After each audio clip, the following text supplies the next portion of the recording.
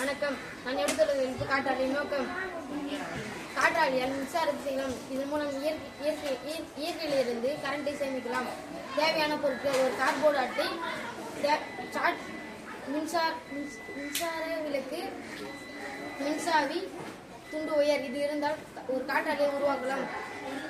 காற்றாலை செய்முறை: ஒரு சார்ஜை உருளை வடித்து சுற்றி மேலே ஒரு மின்மோட்டரை வைக்கவும். பிறகு மின்மோட்டரை இறுதியாக பிடிக்கும்படி கம் போட்டு ஒட்டவும்.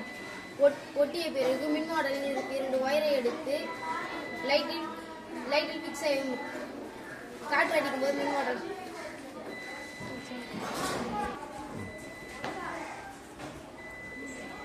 முடிவுரை: இதன் மூலம் மின்சாரத்தை சேமிக்கலாம். இதன் மூலம் மின்சாரத்தை எளிய குடும்பங்களுக்கு இலவசமாக மின்சாரத்தை வழங்கலாம்.